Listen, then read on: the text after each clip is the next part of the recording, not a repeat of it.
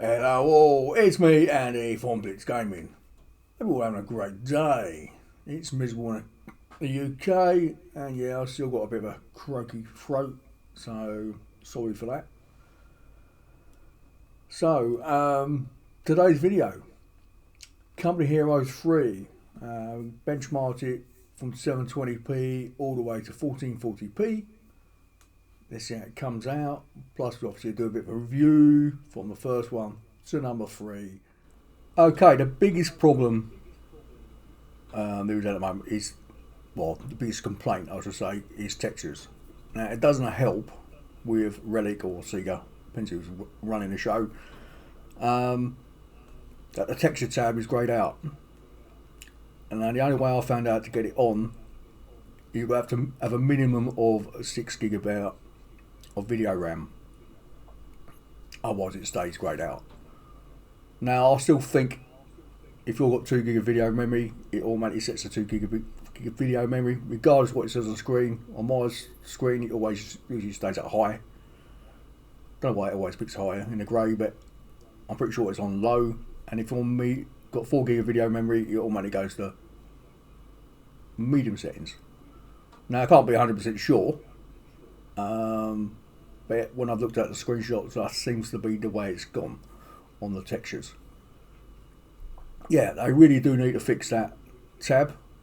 Now what I can't see makes it more confusing, the requirements to have these settings is a bit balmy. It says like you got to have 16 gigs of video memory to have 4 gigs of video RAM to get medium.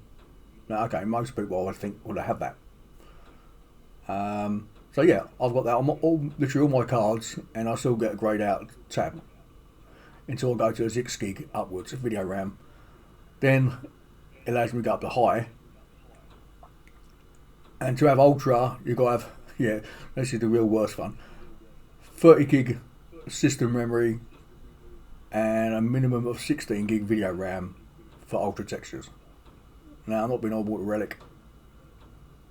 I think it's all rubbish, because when you're looking at the resources at 4K, even if I put it on 1080p, just get the highest speed loading, the resources come nowhere near, not even half of the resources get used for what you're requiring. So I don't know where your mad requirement comes in. Now, to make it worse, high textures and ultra textures to me look no difference at all. I think it was pointless going to ultra after setting my system up to get ultra. I just went back. Now I did notice that the load times was massive. We're going for like 10 seconds to load a map up to like nearly a minute in some cases. I thought, what's going on? Until I went back to high. Yeah, so there was obviously a load time there, but on the screen it looked no different. And then, yes, that was at 4K. So yeah, all those people wanting to use ultra, to be honest with you, don't bother. Okay, we've got 4 screens, the top 2 being low settings and the bottom set being medium. So the top's going to be minimum low off on the settings, and on the bottom ones it's all medium. Some anti-aliasing is on low. Yes, there's a massive difference between the pictures. Now I can only assume that everyone who's moaning about the textures being horrible, blurry and crap are playing on low end hardware. Now all these screenshots were taken on my AMD 7900 XTX, because it's only one of the cards that allows you to change all the textures. So yeah, there is a difference. It doesn't matter how you look at it, but I don't know, look, you can't expect the game to look fantastic when you're on low hardware. I mean, gameplay's okay. Yeah, I mean, you're not looking at the graphics when you're going around shooting people. Just get on with the game, play. Yeah, I mean, there's no grass at all in the low spec. You can't even see some of the faces. on the soldiers in low spec. There's massive shadowing missing on low spec. But well, that's just what you have to accept really. There's nothing we can do about that. Because everyone keeps comparing the game to the last one. You've got to remember the engine's moved on. They expect you to have more up-to-date hardware than you had 5 years ago or 10 years ago, depends what one you're playing. Yeah. Yeah, now if you're all complaining about the way the game plays over the last one, well, that's a different thing altogether. I've got no problem with that. The game does play different in quite a few ways to the previous version, especially in the command tree. You got different setups, which I don't totally agree with. I think they've gone the wrong way, in my opinion. But just the way of life, we've got to put up with it. Okay, let's have another set of screenshots. Okay, so now we've got 3 more pictures. Company has 1, 2, then 3. And you've got to remember, they're all in different regions around the world. First one was Europe, then we went to Russia, and now we're in Italy. Okay, Europe again. But they've used regional environmental textures, I should say. So it's all going to look different. So people trying to compare one to the other, I think it's a waste of time. I mean, all the textures look fine. Now, all these have been taken in 1440p, max settings on all games. Yes, they look different. I'm not going to complain about that. I would say the second one looks the best. That's only because it's not all green. It's green and brown, sort of a mixture. But texture-wise, they're not blurry on any of screenshots. The house is different, yes. It's in Italy, it's based on whatever type of houses they got there. Russia, barn, and then we've got a building on the left, rendered building. Trying to think what the name was then. Rendered building for the Europe. Now this is the Angerville Crossroads. Now I don't think any of these maps come with the original game. I could be wrong. The first one may come with Angerville. I can't remember now. But otherwise, the other 2 are definitely done by modders. I know the third one is because I downloaded it off the mod site. So yeah, I mean, they all look fine. I've got no problems with that. There's more shadowing on the third one because obviously technology's moved on. I don't think there's anything wrong with the quality of the textures overall, except obviously if you was on, we showed you earlier, running in 720p with anything on low, which yeah, it doesn't look miserable, but you got low end hardware. Well, there's not a lot we can do about that, except obviously, I was about to say, update your hardware. Okay, so the biggest change they've got in the game is they've added a campaign map. Now, if you're familiar with Total War series, also from Sega, then that's all I've added their map to company heroes. Now, you're going to rather like it or you don't like it. Now, I play Total War series all the time, so it ain't new to me. But it can be a bit boring. Now there is an auto-resolve battle, but not on all of them, I have to say. So yeah, you might have like, 30 places to go and fight, plus skirmishes, well, not in cities.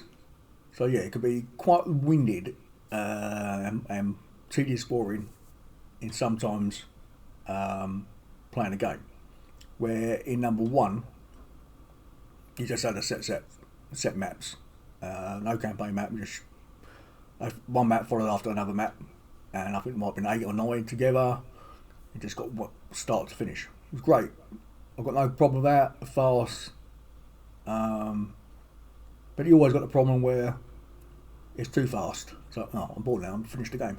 So then let's play skirmish. So I suppose at the end of the day, by adding this, it lasts longer, but yeah, it can be a bit boring. Now to make it worse, having this campaign map. if it's as a skirmish, it more or less guarantees the same map we just played on the last skirmish. Which, yeah, it's like, really? Yeah, it can be tedious playing the same map over and over again. Now, if you've got one with a mission, that's a completely different map. It could be all sorts of stuff. Go and rescue someone, go and blow someone up, all sorts of stuff, take so-and-so, where it is, yeah. So they're pretty good missions, they are. But the skirmish missions, yeah, they can be a bit tedious. Now, there's 3 types of scenarios you can get. You can get the 3 flags, like we've always had. Yeah, capture the flag sort of stuff. Hold them until the counter goes down from the enemy. You can destroy the base, which they don't ever have that. So far, they've not had it, but you can destroy the base. Ends the mission really quick. But I don't know if you get a bonus point if you do that. Usually what happens, you get a scenario where you got surround the enemy, yeah, for 1.5 minutes before the game ends. Usually I don't do that, I just usually blow up the base. Because the time I've got that far in the game to surround it, I've got enough troops to destroy the enemy. And it's sort of, as I said earlier, if you haven't got the Americans having no machine gun posts, it's quite difficult to hold a wide area. I mean, it can be done. I'm not saying it can't. And you got other things like it may tell you to go. You have to dominate the area by shoot more enemy than they shoot you to get the points down. So you got that as well. So there's 3 types of scenarios you'd get, or you may get one, a quick mission. It says go and blow up the enemy's machine gun posts or an artillery post. So you have the map, and instead of trying to take over buildings, you just move your troops. You can't build no more troops, so if you lose your troops, you're out of luck. So you've got a set amount of troops to go and blow up certain areas. And you always want to make sure when you're on the campaign map, when you can buy new troops, always buy the mortar. Yeah, makes life easier. Because when you do this map, I just mortar them. So you're going in there with the troops what you can't replace. Drop mortars on them, blow them up, end of story, no problem. Makes life easy. You can say that's a bit of a cheat, but that's life, isn't it? Yeah, why make life difficult for yourself? Get the war over and done with. So yeah, so if you take over an airfield, you may get a new plane to help. Now, if you've got paratroopers, if you take your parachuters to an airfield which has got a transport plane, you can then parachute your squad anywhere on the map, which is good. You can blow up bridges on the campaign map. I didn't know that until I actually done it by accident. I thought, well, you can repair them. If you take over a Navy port, you can build Navy ships. And obviously all these places you take over allows you to have more supply, ammunition, more people to fight and so and so. And what else is there? What have I missed? That's about it really. Except we've got a campaign map. Now you can have American parachuters, American special forces, American armour, British artillery, British armour. Yeah. I don't think I missed any. So yeah, I think there's American artillery as well. You can have, which I don't think I've actually got. I've not tried them out, so I can't say what they're like. You get lots of naval ships, lots of airplanes, which you never really seem to use, because the resistance don't like you bombing their cities. Now, I probably personally wouldn't want them to bomb my city either. So bombing enemy cities is a bad idea. Use the bombers to blow them up on the map. Blow up the enemy navy if you can. Obviously uses all a lot of points up. And obviously you can use the navy to blow up enemy ships, bombard coastal defences. Now I think there's a few things I need to change. Because obviously there's a lot of artillery bases in the game. Now I think you should give you an option to take them over.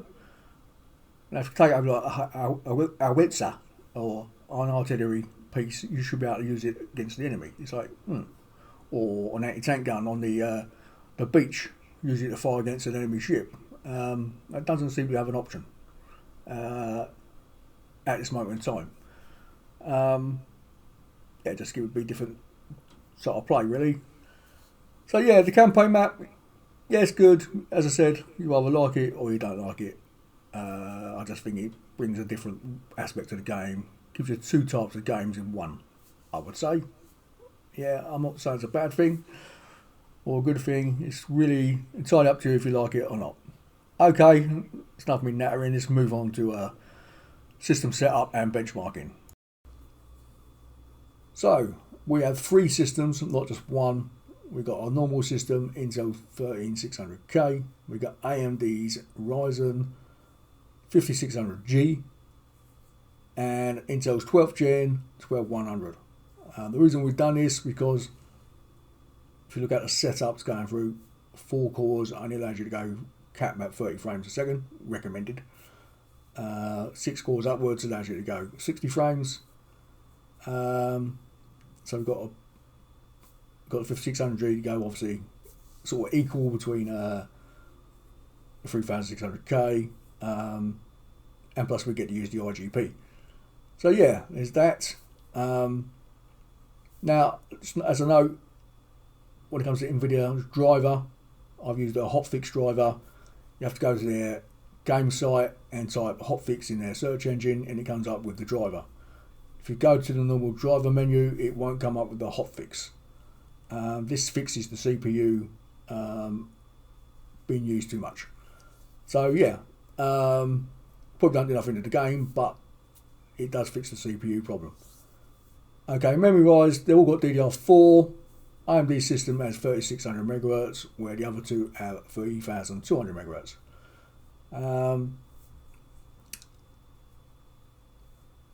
The Intel 3600K has a hard drive where the game's installed, where the other two have it on NVM.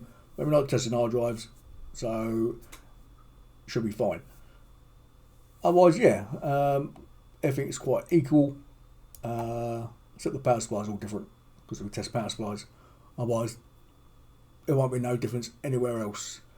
Graphic cards wise, so we've got Intel's Arc A770 with a 16 gig, AMD's Vega 7, AMD's RX 550, AMD's RX 6500 XT, AMD's RX 6600, NVIDIA's GT 1030, NVIDIA's GTX 1650, NVIDIA's RTX 2060. All the drivers are up to date. As I said, on NVIDIA's site, you've got to go to the hotfix.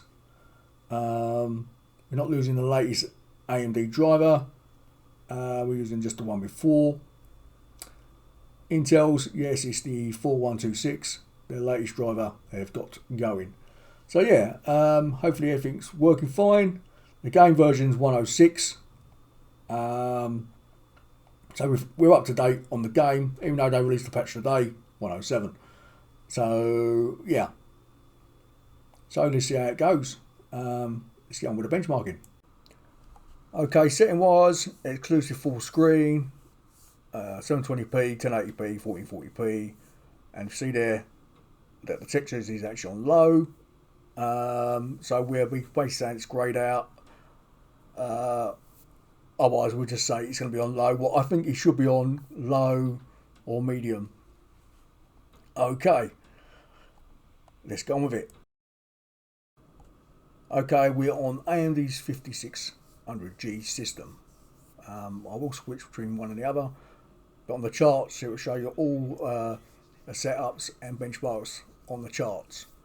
So this is probably the slowest system we've got, and the AMD 5600 is winning. Now, I'm only using MSI benchmark as a view. The final benchmark will be off the game because it's impossible to use MSI's benchmark. The reason being, if you look at the game, they all run different. So it's literally impossible for me to take a spot. So okay, as soon as that person runs past that tree, for instance, there's none of that. It runs different every time. So we used the built-in benchmark numbering at the end. But yeah, so this is the minimum low off setup on the 5600G. You can see there we're getting 40 odd frames at worst state, averaging in the 50s on the 5600G. Nvidia's 1030 and a bit of a nightmare. Now I have played 2-on-2 and on the campaign with Nvidia's 1030, and I was doing like 60 frames. If you've got 2-on-2 players in an open area, you don't have massive amount of action going on. You get way better benchmarks. So let's have a look at the benchmarks now. I'm just going to go by the main figure. There is a GPU figure as well, but we go by the main figure. So I don't know if that includes other stuff. I don't know. Funny thing there, it says on there that the 1030 just used over 3.5 gig. Well, the GPU's only got 2 gig of memory, so I'm not quite sure how that become like that. So yeah, the Vega comes out on average of just under 50, RX 550, 45, 40, 45, and we're in the 25s for Nvidia's 1030. Okay, now we change the settings to all low settings on the low end card. So again, we've got 720p, AMD's built-in Vega 7, RX 550 versus Nvidia's 1030. Now I don't know if you noticed on the last one, there was a shadow between the houses on the RX 550. Don't ask why. There was pass, because they're all on the same settings. Now we've gone up the high settings, it's disappeared. So not quite sure what's going on there. So yeah, now you've got low settings, got the steeple, shadows, everything's a little bit more quality. It's still on 720p, and there's obviously the image quality, I think, has brought it up. Now I've sometimes put image sharpening on the AMD cards, and the sharpening does look better. On video sharpening, I couldn't see much difference. But yeah, if you can, I would probably play at low settings over minimum settings, because you get a little bit of quality and play. But I mean, if the frame rate does drop too much, then yeah, you'd have to go down to low and play. Again, there's no way you're going to play on 4-on-4. I mean, I know you're saying you can get 30 frames there. I mean, you might be happy with 30 frames, fine, but again, if all the artillery under the sun come into that spot, you're going to drop right down under the sun. So it's basically dropped 5 frames from the last one. So again, if you can get away with it, if you're playing 1 and 2 players and the campaign, you'll probably be okay. But 3 players or 4-on-4, I think you're looking for a bit of a disaster. Yeah, so yeah, it's there. I mean, they've got the setup where you can put VSync on and you can fix it to 30 frames, so it may be a lot smoother and run fine at those settings. So now we're up to 1080p, AMD's AMD's RX 6500 XT versus Nvidia's GTX 1650. We're all on medium settings, except anti-aliasing's on high. So yeah, yeah, you can see straight away at the end of the day, medium settings and 1080p make a big difference over 720p. Yeah. Now, I think most people would play on medium at the end of the day over anything. By the majority of players and their systems they've got. So yeah, I mean, again, AMD's leading the pack with the 6500 XT, according to the MS Afterburner, by a good 20 frames, 15-20 frames. Now, obviously, don't forget, it is a new card. Well, about just over a year old now, where Nvidia's 1650 is a good 4 or 5 years old. So in theory, you probably should be doing one into the hundreds, but I don't know, AMD come out with the funny card, and they're apparently now going to release a 6300. Well, that'll be pointless, I think, completely. I don't know if you noticed that. I've never seen it while I played the game before. There was a flashing texture on the ground there on the AMD system. Again, never noticed it. Now, it may be because AMD, when the game starts, their image sharpener starts up. Now you can turn it off. Nvidia's settings don't turn that on. Now I don't use GeForce now, but I do test it every now and then, and I did test it for this game. And the funny thing is, Nvidia said there's no optimizations for the game, where AMD are putting image sharpening and Radiant Chill on. Okay, Radiant Chill just cools the CPU down, GPU down when it needs to, a bit more than normal. Yeah, so your game might be running a little bit slower than it should be. So yeah, otherwise, yeah, I don't know why that flashing come up. I've never noticed it on while I'm playing the 7900 XTX anywhere in the game. So yeah, but obviously AMD top gain, 70 odd frames on the average versus 55 on the average for a 1650. Again, yeah, AMD it's a newer card, so it should be faster. Again, I have to look into that, see if anyone else has noticed that flashing texture. Okay, let's move on. Okay, we're now at 1080p using max settings or high settings, I should say. Does max and high. No ultra settings for textures, it's on high settings. So it'll be, I think, max, high. Max and high again. So yeah, so everything's running fine. We've also got Intel's Arc A770 up there as well. But yeah, so we've got AMD's RX 6600 averaging around the 90 bar, 95, 2660 around the same. Now it's got 6 gigs of video memory, don't forget the 2060. AMD's got 8, Intel's Arc has 16 gigs of video memory, and that's averaging went into the 130s. So yeah, that's doing well for what it is. Can't really complain at all. Graphic wise, 1080p with everything turned on, except, as I said, no altered textures.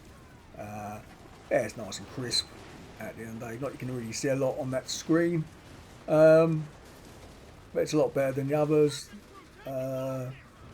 See if that flashing's gone away. Can't see the texture flashing on now, so I'm not quite sure why it was flashing earlier. It might be because it's like there's a gunshot going over top of it.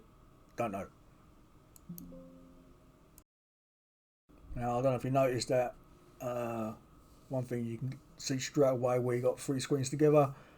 AMD's image sharpening does definitely show up on the screen. Now it's worth about 5 frames max with that image sharpening, and obviously probably another few frames more with Radiant Shield turned on. They come on by default. Yes, I said I can turn them off, but because we're benchmarking it, because it's a default setup by AMD, I'll just leave it on. Now, if NVIDIA had a default setup, I'll just leave that on. Don't really touch those settings. The only settings I touch in any of the games are in the game. So yeah, it certainly made AMD stand out in the quality control, I have to say. But yeah, it's not that you can't tweak the other 2 cards. You can, but like I said, it's worth about, I think, overall about 5 frames going. So we'll just leave it at that, really. So again, AMD,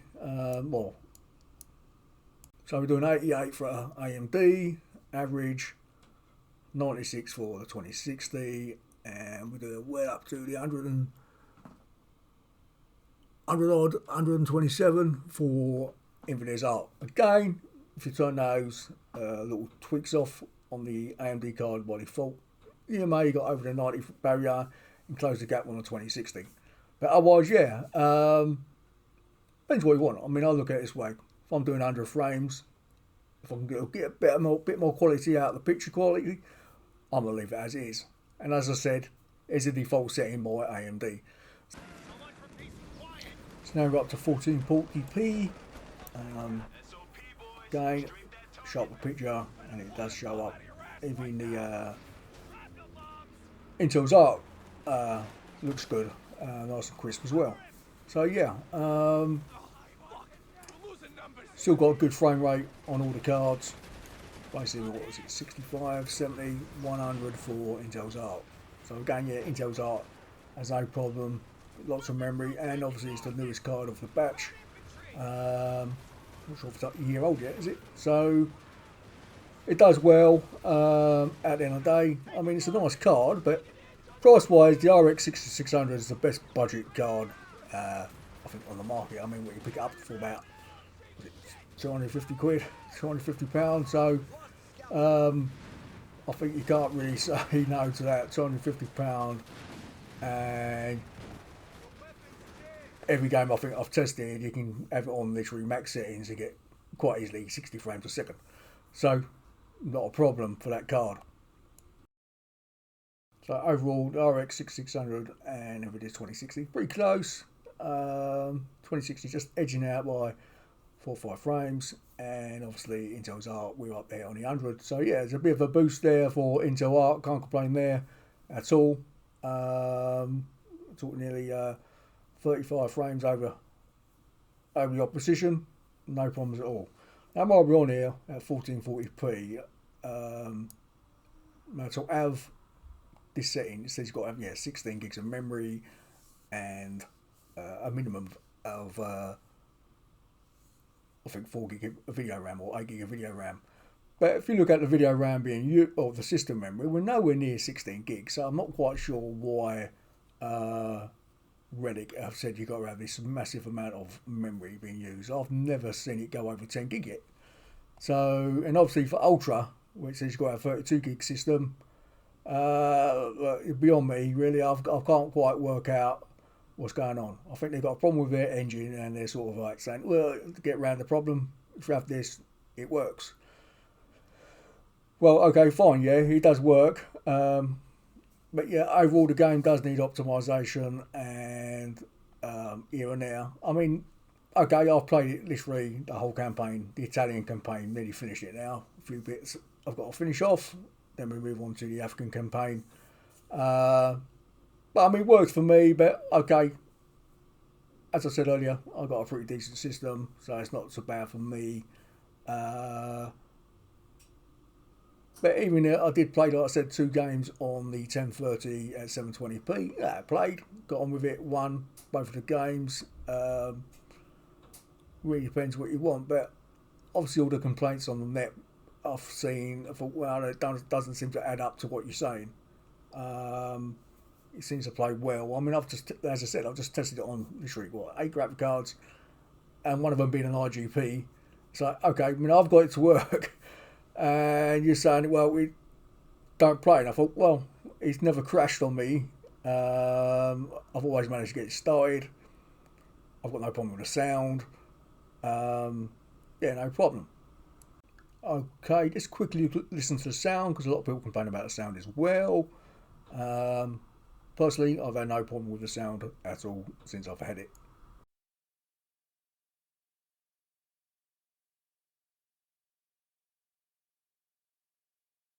P47 ready to ruin Jerry's day. SOP boys, strafe that target.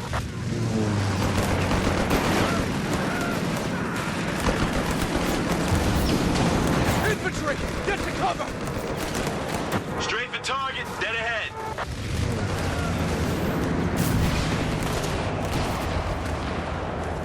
These fuckers Robs keep are making their move. Cover him! Order rounds inbound! We've lost our frontline engineers. Man down! Gonna overwhelm Man down!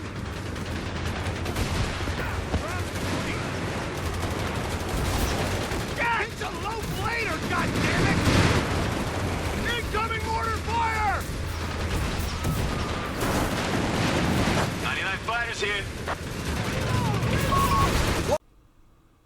Yes, personally, I don't see any problem with the sound at all. I'm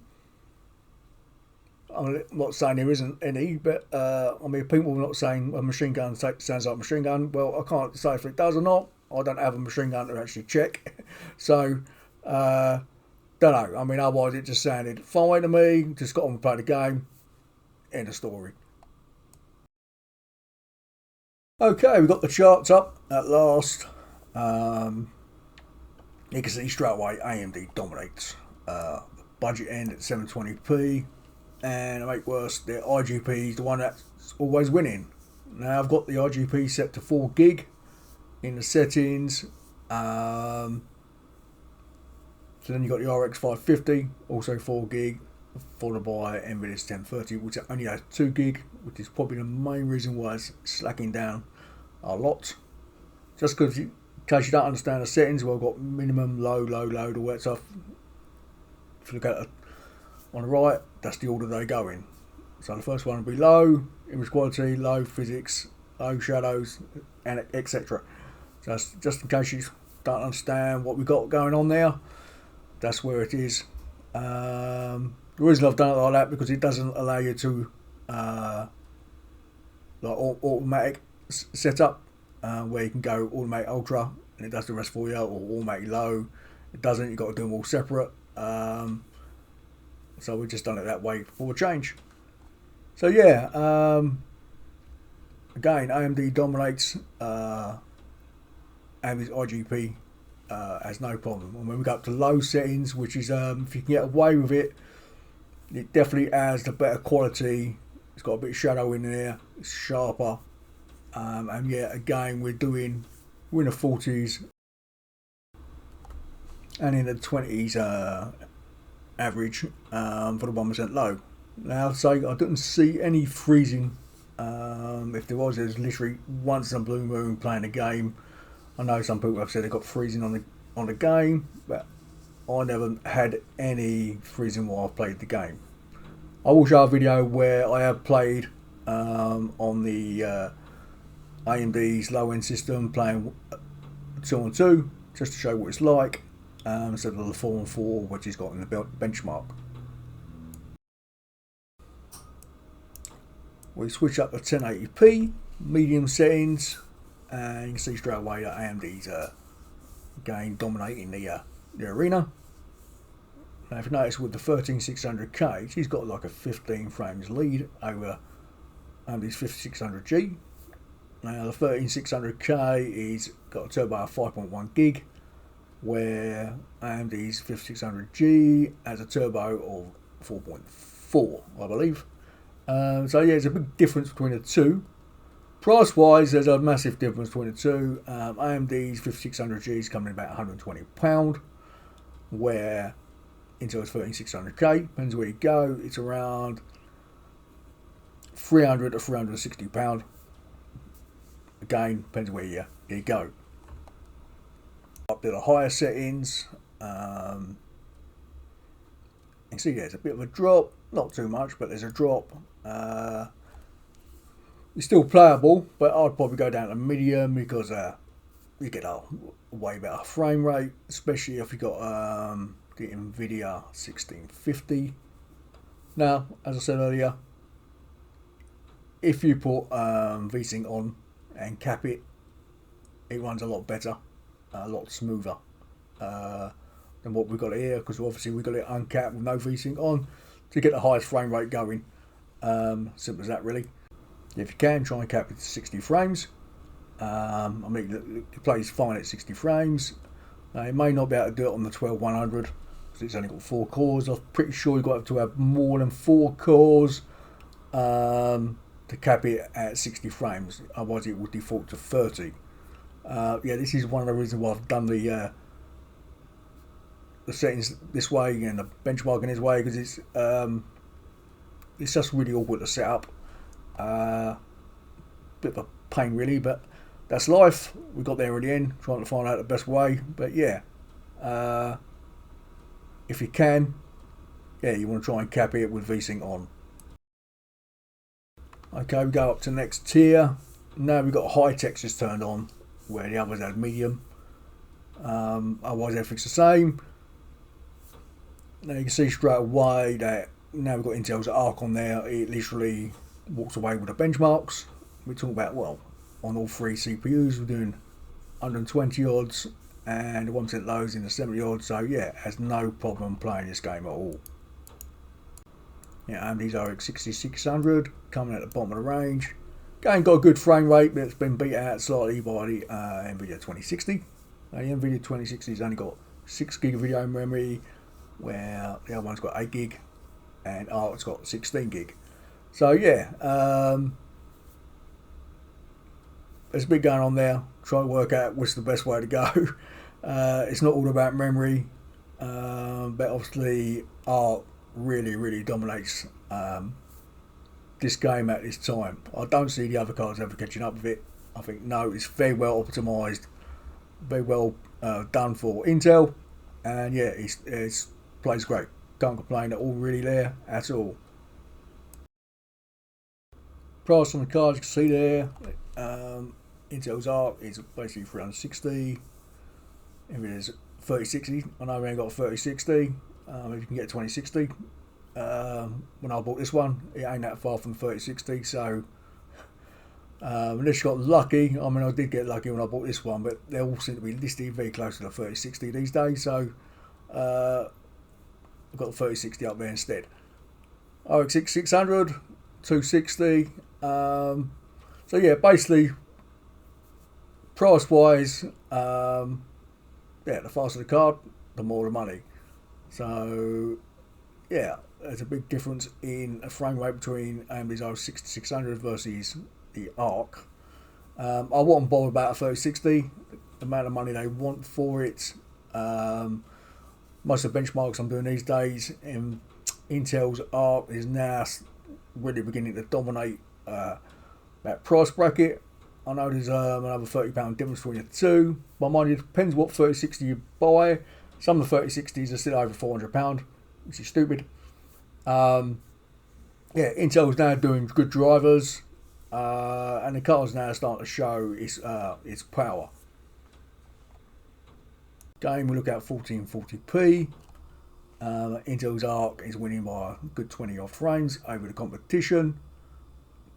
Game I don't have a 3060, and it would be faster, but as I said earlier, all the benchmarking I've seen at the moment, Intel's Arc is pretty dominating, and some 3060s are still over the £400 barrier, which is daft. I'd go Intel Arc for the advantage that it's got 16 gigs of video RAM, and video RAM seems to be making quite an impact, I think, these days. Now, if you haven't got the budget, going down to AMD's RX 6600. It's a great card. It's fast. It's £100 cheaper nearly than the rest of the competition. Why would you go anywhere if you've got a budget problem? If you can stretch it to £250 mark, I would definitely go that way. I mean, it's, to me, I think it's still the best card budget-wise on the market for the price it is. AMD's RX 6600. There's really no point looking at NVIDIA. Okay, we just look at a quick video now. As I said, I would show you AMD's Vega 7 playing a game on a desert map. Yeah, so this is the African campaign, which is actually different from the dynamic campaign. It's just basically set scenarios over and over again. Basically how it was originally. A victory point is under attack. We must act. What is it?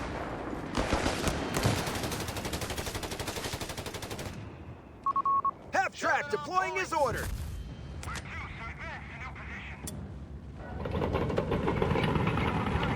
Get on with it!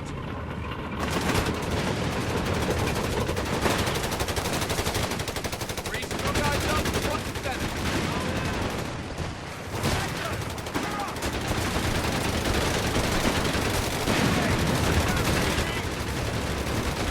God damn it, what now?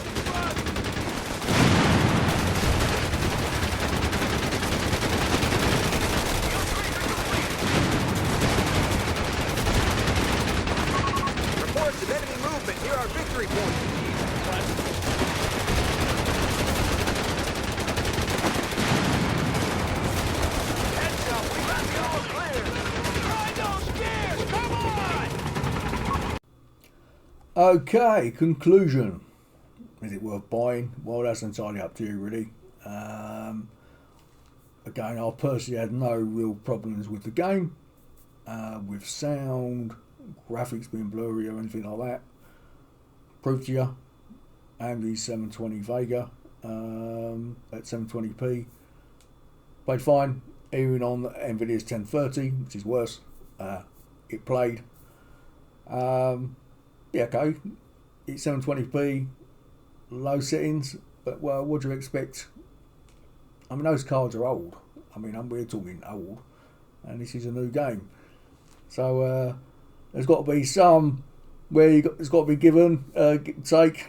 I mean, if you want better quality, basically update graphic cards. But I'd probably wait and see what comes out this year, and then AMD is supposed to be releasing a new Super APU, this time with RDNA graphics. So finally get away from Vega. So I'm not going to say it's going to be a massive improvement. We won't know until it turns up. And maybe now I know AMD now releasing a 6300 graphic card. How fast that's supposed to be, I don't know. But I mean, it's got to be faster than the RX 550. So don't matter how you look at it. If it's the same price point, like £9,500, and it comes with 4 gig. Fine. Don't forget you got to have BAR on, yeah, to get the performance on any of these graphic cards, especially if you're playing with art. Art requires BAR as standard, but I've noticed that now BAR is coming a norm. All the BIOS updates are now turning BAR on as default, so not a massive problem these days. So yeah. The game wise, yes, it has changed in a bit from the last one. It's got now a campaign map. Okay, on the Italian campaign, it's a campaign map. If you go to North Africa, it plays like the original game where it's set scenarios after each other and you go fight. Now, they've probably done that to see if anyone likes a dynamic version of the game. People said yes to it. You can guarantee they'll probably do it in the next one. About 8 years away from now. So, yeah. But besides that, I mean, I enjoyed it. Can't complain. I mean, I've done how many hours I played. I played 3,000 hours on number 2. Game when number 2 came out, I mean, it was disgraceful. It really, really, really was bad. Yeah, you think number 3 is bad. 2 was totally awful. They fixed all the problems. That's a great game. Number 1, I mean, I played 5,000 hours on there, no problem. Loved it, and I'm going to be obviously completely playing on this now. You just get used to the setup, how it plays. With a bit of luck, they might push it back to where it was in number 2, number 1 for the British. And obviously balancing issues. These war games always have balancing issues, and you just got to wait for updates to come out. There are obviously touring packs made by other people where they've changed the balancing. It's tied up to you. If you go to those, I mean, I've tried them in the past. They're great. On number 2, I only played with a touring pack. So that's just the way I am. Yeah, get the camera zoom mod. Yeah, make life easy. So you can zoom out more, see more of the map, see what's going on. And over what maps come out available. I'm hoping for a few come out with bridges, so I can test it where everyone's fighting in one location and just bombard it and see how much of a impact it does on the game. So yeah, otherwise I've had no problem playing a game, and I hope you all have the same no problem playing a game. If you like it, buy it. If you don't like it, don't forget you have got 2 hours. Stay within a 2-hour limit. If you don't like it, you can always get your money back from Steam. Okay, that's me done nattering. I hope you enjoyed the video as always. Don't forget thumbs up, and don't forget to subscribe. Andy out. Have fun all.